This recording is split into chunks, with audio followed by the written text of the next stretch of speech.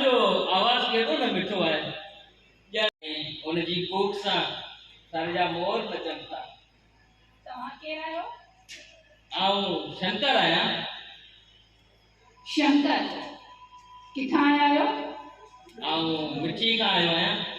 तव्हां जो आवाज ॿुधी करे मूंखे हिते जी ख़बर पई त मुंहिंजो पिता ताजे पिता जे दोस्त जी ता थी आयो। मुझे पिता जे दोस्त जी ता थी आयो।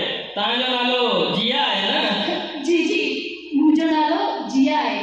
पर तव्हां जे पिता जो नालो छा है? मुझे पिता जो नालो ज्योतिराम है। ॾिस जिया आऊं शादी खां पोइ तोखे ॻाइण जी मुकमल इजाज़त ॾींदसि ऐं तोते कंहिं बि क़िस्म जी का बि पाबंदी न लॻाईंदसि।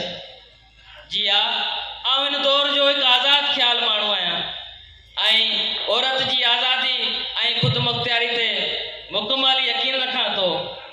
आऊं चाहियां थो त असांजे सिंध जूं समूरियूं औरतूं ऐं नियाणियूं असां मर्दनि वांगुरु मुख़्तलिफ़ शोबनि में अॻियां अचनि ऐं दुनिया में पंहिंजो नालो रोशन कनि। थोराईंदी आहियां ऐं कोशिश कंदसि त तुंहिंजी उम्मीदनि ते पूरो लाहां।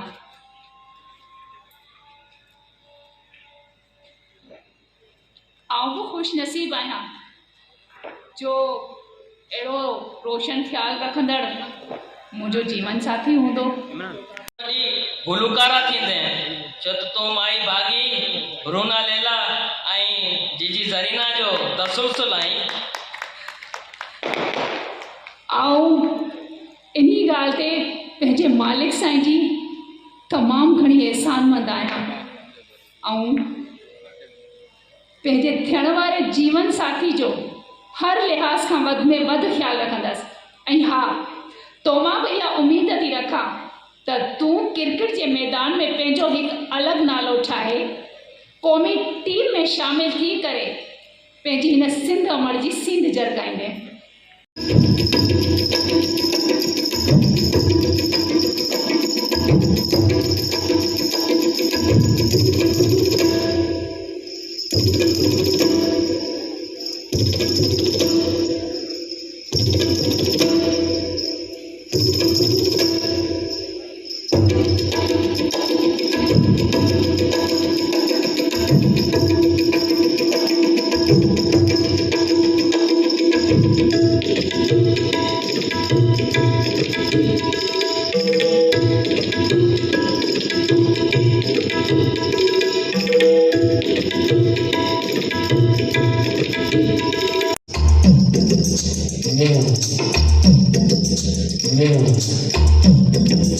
new